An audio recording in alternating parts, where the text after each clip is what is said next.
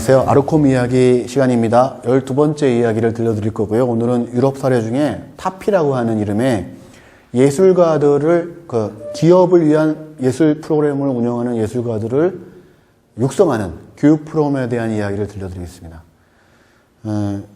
저희도 2013년도에 21g을 같이 참여하면서 교육을 하면서 예술가들을 위한 교육 프로그램에 대한 아주 대략적인 경험을 했는데,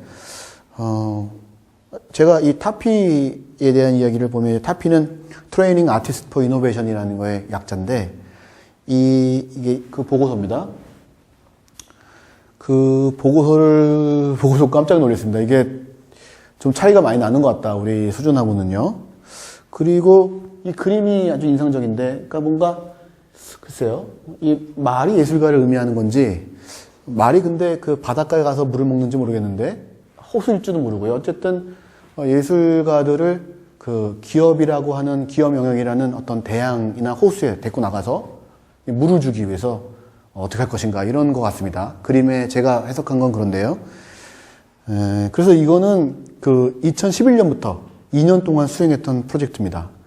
5개 기관이 여기에 참여했고요. 그래서 기업과 작업하는 예술가들한테 무슨 역량이 필요한가를 갖다가 규명했습니다. 그리고 그것들을 키우기 위한 방식을 단계별로 제공을 했거든요.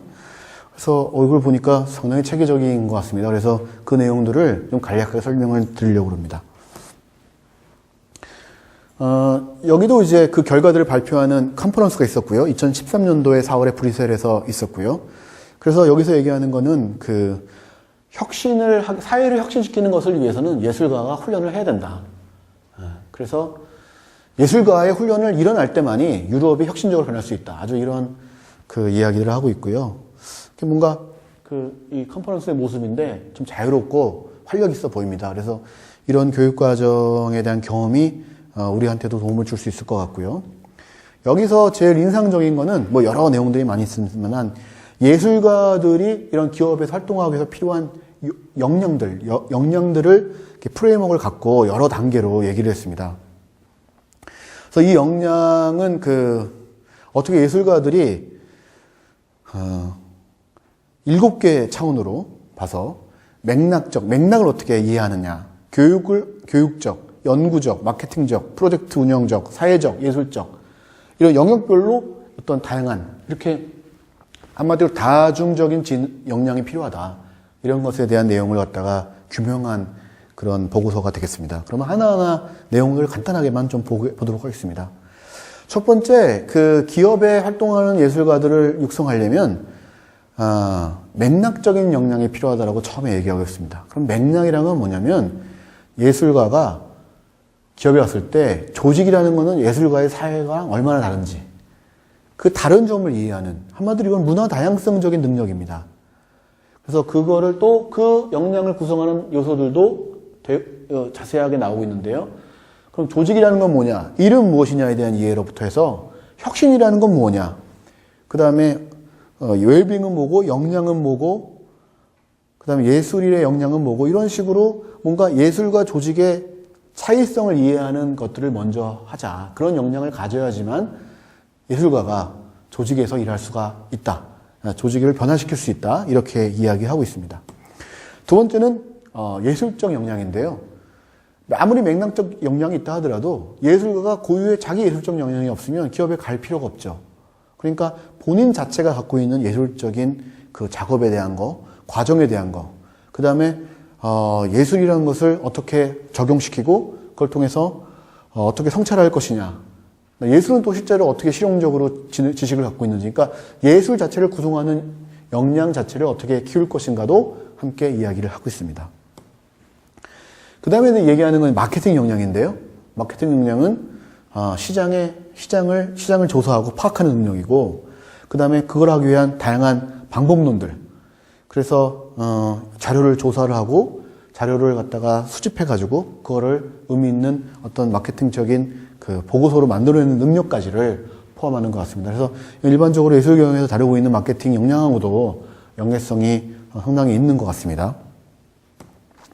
그 다음에 이제 프로젝트 역량, 조사를 한 다음에도 실제로 프로젝트를 시작을 했을 때 어떻게 프로젝트를 몇 개월짜리 디자인하고 문제는 뭐고 타켓을 어떻게 하고 시간은 얼마나 들어가고 그 가운데 그 예산을 어떻게 짜고 세금은 어떻게 내고 그 다음에 어떻게 그 관계자들하고 이해 당사자들하고 상호작용할 것인지 그 다음에 어떻게 조종할 것인지 결과를 문서화할 것인지 그래서 프로젝트 관리에 대한 능력이 아까 마케팅 능력은 보다 그걸 조사하고 니들을 파악하는 쪽에 초점이 있다면 그 다음에 그걸 실행하는 쪽으로 포커싱 돼가지고 어떤 능력이 필요하다는 관점을 얘기하고 있고요. 이 안에 얘기한 뭐 타임 매니지먼트를 할까, 프로세스에 대한 피드백 받는 거랄까, 팔로우업을 한다거나 이런 것들이 일반적으로 기업에서 하는 프로젝트 관리 기법하고도 상당히 유사해 보이는 그런 내용에 대한 교육 과정을 설계를 했습니다. 그 다음에 소셜 역량인데요. 소셜 역량은 제가 처음 봤을 때는 아까 문맥 컨텍스트를 이해하는 능력하고 좀 비슷한 거 아닌가라고 봤는데 이건 보다 그 프로젝트에 일어나는 이해 당사자들하고의 관계에 대한 이야기에 가까운 것 같습니다. 문맥이나 맥락은 전반적인 거를 파악하는 그 상황에 대한 이해를 그 시대와 환경과 그런 걸 이해하는 것이라면 사회적 역량은 그거에 그 참여하는 여러 이해 당사자들, 다른 사람들의 이야기를 듣고 어떻게 커뮤니케이션하고 어떻게 피드백을 주고 하는 그런 쪽의 역량들을 소셜 역량이라고 해가지고 별도로 다루고 있는 것을 볼 수 있습니다. 그 다음에 리서치 역량입니다. 리서치 역량은 또 아까 마케팅 역량하고 좀 헷갈리는데요. 마케팅 역량은 아까 거기서 얘기한 거는 사전에 니들을 파악하는 능력이 좀 집중됐다면 리서치 역량은 본인이 했던 일들을 어떻게 정리해내느냐, 의미 있게 이런 연구 프로그램을 갖고 문서하고 서비해가지고 어떤 체계화된 결론으로 만들어내는 능력 이거를 리서치 역량이라고 보고 있습니다.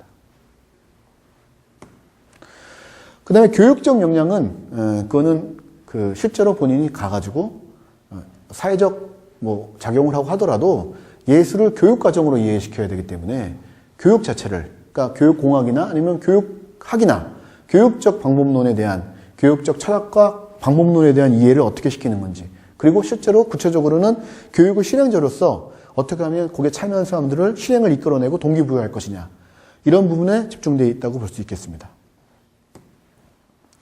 그래서 이러한 역량들이 다양하게 있지 않습니까? 문맥도 파악했고 마케팅 리서치도 하고 결과 보고도 쓸 수 있고 그다음에 교육도 할 수 있고 상호작용할 수 있고 이런 다양한 역량들이 이제 있는데 이런 역량들이 크게 세 단계에 걸쳐 가지고 개발될 수 있다고 얘기를 하고 있는데요. 첫 번째는 이제 훈련생 단계, 초기 단계죠. 초기 단계에서는 이제 교육을 훈련을 받습니다. 훈련을 받는데 여기서 제공하고 있는 구체적인 방법은 실제로 수업을 받고 가서 실행해보고 이렇게 그 교육과 실행이 동시에 일어나는 이런 방식으로 운영되고 있는데 그게 지나면 본격적으로 기업에 가서 실행할 수 있는 실행자가 되죠. 실행자로서의 현역으로서의 역할을 하는 거군요. 프랙티셔너 역할을 하고요. 그러면 이분은 이제 예술가로서 기업 영역에 들어가서 일할 수 있는 어느 정도의 전문가로서 일할 수 있게 되는 겁니다. 자, 그런데 이렇게 전문가로서의 일들을 오랫동안 하고 나면 어떤 일이 생기냐면 이 사람이 프로듀서가 될 수 있는 겁니다.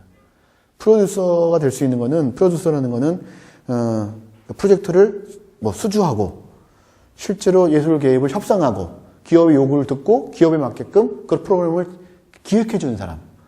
그러니까 그런 그림들이 나와야지만 뭐 이런 분들은 뭐 로비도 하고 정책도 만들어내고 그런 역할을 하는 이제 제작자 단계가 있고요. 이 단계에서 이제 그림을 만들어주면 사실은 이 실행가들이 들어가서 일을 하는 방식이 되는 거고요. 그 실행자가 되기 위해서는 다시 훈련생 단계를 거치는 거고. 이 단계가 좀 심플하지만은 뭐 상당히 그 일리가 있는 그런 단계인 것 같습니다. 그래서 이 세 가지의 그 변화의 유형을 가질 수 있다라고 말을 하고 있습니다. 그래서 혁신을 위한 교육 프로그램이 이제 예술가 교육을 하기 위해서는 어떤 가이드라인을 만들어내야 되는가. 그러면 사실은 예술가 교육은 이런 다양성을 갖고 있는 사람들. 그러니까 예술적인 연구 방법론을 사용할 수 있고 서비스를 만들어낼 수 있고 결과를 만들어낼 수 있고 이건 뭐냐면 아까 말한 그 7가지의 다양한 역량들을 가지고 있는 사람을 만들자. 뭐 그런 얘기를 다시 한번 강조한 것 같고요. 이렇게 하기 위해서는 이게 이제 다양한 다차원 역량에서 얘기를 했다면 그거를 교육하는 방식에 대해서도 심플하게는 뭐 훈련병부터 마스터 단계까지 3단계로 얘기했지만 그걸 좀 구체화돼서 이 단계로 표현하고 있는데요. 첫 번째는 모듈로 표현을 하고 있습니다. 그래서 첫 번째 모듈부터 해가지고 7가지의 또 모듈을 얘기하고 있습니다. 그러니까 7가지의 다양한 역량과 7가지 차원으로, 그러니까 단계로 모듈로 설명을 하고 있는데요. 첫 번째 예술가들이 이런 트레이닝을 받을 때 예술과 교육을 구조한다면 어떻게 하냐면 처음에는 이 부분이 제가 좀 흥미로운 부분인데요. 일단 무조건 교육을 받는 게 아니라 내가 누구인가를 확인하라는 겁니다. 그래서 본인이 갖고 있는 기존의 역량과 기존에 했던 일들 그런 것들을 정리하고 나는 어떤 사람인가를 먼저 아는 그 시간을 가진 다음에 인터벤션에 들어가야지. 그러니까 이런 예술적 개입으로 들어와야지. 내가 누구인가도 확인을 안 해보고 나는 사실 그 모든 예술가가 기업으로 올 필요는 없거든요. 근데 본인의 역량이나 본인의 가능성이 이 분야에 대한 그 필요성을 느끼고 있는가를 확인을 먼저 하는 모듈이 필요하다라고 얘기를 하고 있습니다. 두 번째는 그래서 역량 확인이 이제 자기에 대한 기존의 경험들 확인을 통해서 내가 누구인가를 알고 나는 예술적 개입을 하기 위한 기업에 들어갈 만한 사람이라는 것에 대한 자기 확인이 있는 다음에 두 번째 모듈에 들어가는데요. 이때는 구체적으로 예술적 개입을 공부하는 시간입니다. 그래서 이게 아마 아까 말한 훈련생의 시간하고 비슷할 것 같은데요. 예술에 대한 배경을 이해하고, 그 예술적 개입에 대한 배경을 이해하고, 그 마케팅 조사를 하는 것도 배우고, 프로젝트를 만드는 것도 배우고, 그래서 그런 내용을 토대로 해가지고 실제로 그런 이론과 실제를 갖다가 경험해보는. 그러니까 이거는 이제 학습하는 단계죠. 그래서 훈련생의 단계가 아마 이 정도의 일을 하는 거로 보입니다. 그 다음에는 이제 실제 들어가는 거죠. 이때 이 단계에 들어가면 이제 드디어 실행가가 되는 겁니다. 실행가가 돼서 한 조직을 소개를 받고 그 조직에 대한 조직에 들어가기 위해서 먼저 뭘 해보냐면 그 조직 내에 일하는 방식, 그다음에 작업 환경에 대한 얘기, 그룹은 무엇이고 팀은 무엇이고 이런 것들, 의사소통은 무엇이고 조직의 다이내믹한 시스템으로서의 조직은 무엇인가에 대한 한마디로 조직 이론을 배우는 그런 시간을 가져야 된다고 얘기하고 있습니다. 그래서 그 예술적 개입에 대한 기반을 가진 상태에서 조직에 대한 이해를 가졌을 때 이 모듈이 이 기업을 위한 혁신을 위한 예술가로서의 또 자기를 재탄생시키는 그런 기간으로 보입니다. 네 번째 모듈은 성인 학습에 대한 모듈인데요. 이거는 기본적으로 교육공학적인 그 중에 평생 학습으로서의 교육공학을 배우는 그런 시간으로 보입니다. 그래서 이 모듈에서는 대부분 이제 다루는 게 기업을 다루는 어떤 분야로서 성인 학습, 그러니까 평생 교육이라는 개념을 채택하고 있다는 점이 또 굉장히 시사점이 있는데요. 그동안 주로 저희는 이제 경영학적인 관점에서 예술가 교육을 시키는 관점만 생각했지, 사실 평생 교육이라는 분야는 그 교육학에서도 굉장히 오래된 분야고, 완전히 정착된 분야인데, 이 부분이 갖고 있는 교수법, 환경을 이해하고 예술적인 접근을 어떻게 할 것인지에 대한 여러 가지 방식들을 여기서 모듈로 배워야 된다고 얘기를 하고 있습니다. 그 다음에 이걸 통해서 이제 상품화. 그러면 본인이 자기도 알게 됐죠? 그 다음에 예술적 개입에 대해서 알게 됐죠? 그 다음에 조직론도 이해하죠? 그 다음에 교육공학도 이해하죠? 자, 그러면 이제 그걸 갖고 본인이 스스로 상품을 개발해보는. 그래서 마케팅에 대해서 배우고, 고객이 뭔지도 배우고. 그래서 여기서 지금 예술적 개입에 대해서는 이해뿐만 아니라 조직론에 대한 이해, 그 다음에 교육 방법론에 대한 이해, 그 다음에 마케팅에 대한 이해. 이걸 가지면, 이걸 이제 섞으면 이제 그 다음 단계로 넘어갈 수 있게 되는데요. 그 다음 단계가 바로 서비스 실습입니다. 그러면, 모듈로 봐가지고는 자기 확인 모듈, 그 다음에 개입에 대한, 예술적 개입에 대한 전반적인 모듈, 그럼 요거는, 약간은 보면 교양 단계라고 볼 수 있겠는데요. 교양 단계를 넘어서서 조직과 교육 방법론과 그다음에 마케팅에 대한 분야를 이렇게 접목해서 이해하게 되면 비로소 이 사람이 말씀드린 건 실행자로서 일할 수 있는 준비는 된 거죠.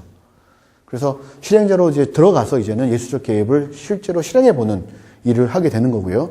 그래서 현장의 트레이닝을 통해서 예술가의 아이디어를 제공해서 실제로 프로젝트를 해보는 거를 수행하게 보게 됩니다. 이런 모듈 6개 단계를 이제 겪으면 그 다음에 하는 일이 이제 7번째 마지막 단계인데요. 그게 역량 포트폴리오 단계입니다. 그래서 역량 포트폴리오는 뭐냐면 이게 이 모듈의 특징이 처음과 끝이 자기 역량을 확인하는 겁니다. 그래서 처음에는 본인의 현재 역량 확인하고요. 그 다음에 이런 교육하고 받은 다음에 그 다음에 실행까지 해본 다음에 서비스까지 직접 실습을 해본 다음에 내가 얼마큼 내가 갖고 있는 역량이 어느 정도 발전했는가를 확인해보는. 그래서 아마 그거를 위한 이런 온라인 포트폴리오 이론이 있는 것 같아요. 그래서 그런 방법론을 제공을 받아가지고 본인들이 자기 역량 수준을 파악을 함으로써 계속 본인이 성장할 수 있는 기회가 되는 거고요. 이 과정에서 보시면 이 과정들이 위로 올라가지 않습니까? 올라가고 다시 또 밑으로 내려가는 거죠. 그래서 올라갔다 내려갔다. 그래서 이걸 계속 반복함으로써 기존 예술가는 자연스럽게 기업을 위한 예술 개입을 할 수 있는 예술가로서 성장할 수 있는 계기가 되는 것이다 라고 설명을 하고 있습니다. 그래서 이 연구 성과들을 한번 정리를 해보겠는데요.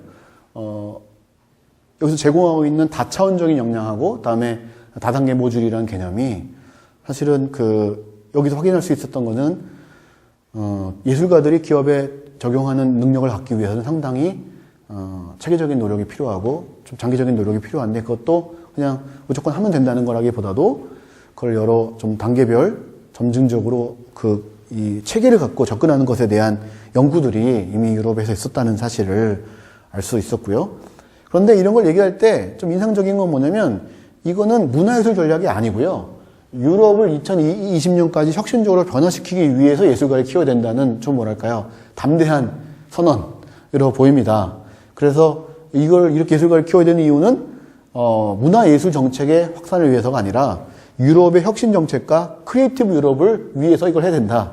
이렇게 얘기를 하고 있고요.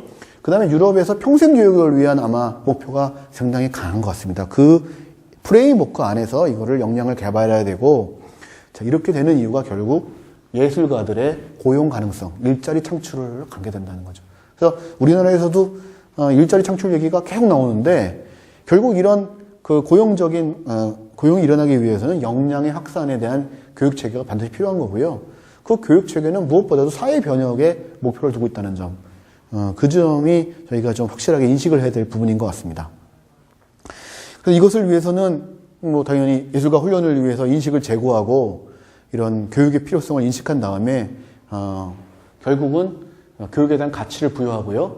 자격증하고 학위 과정을 만들어야 된다.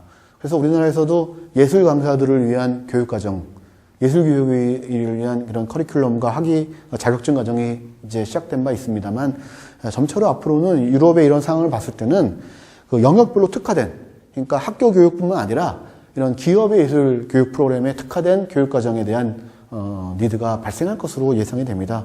그래서 예술학교에서 이런 기술에 대한 워크숍과 정보를 제공하는 자리를 만들어야 된다는 이런 정책적 지원을 저희가 보면서 저희도 예술학교의 하나로서 이런 과정들을 앞으로 어떻게 준비할 것인가에 대한 좀 생각을 해보는 기회가 됐습니다.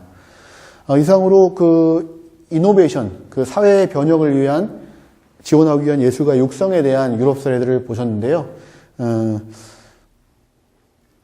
사회에 대한 변혁의 필요성이 전 세계적으로 다 동일한 것 같고요. 단지 이제 그것을 위해서 좀 더 예술가들의 역할을 좀 더 적극적으로 역할을 찾고 그거를 위한 방법론들을 좀 더 체계적으로 갖고 있다는 점이 우리와 좀 차이가 확실히 있는 것 같습니다. 그래서 이런 부분에 대한 차이점들을 우리가 앞으로 어떻게 개선할 것인가가 아르콤의 또 숙제가 될 것 같습니다. 앞으로 이런 것에 대한 함께 좀 고민도 함께 해주시고 개선할 방향에 대한 노력도 함께 해주시길 바라면서 저는 오늘 제 이야기는 마치도록 하겠습니다. 감사합니다.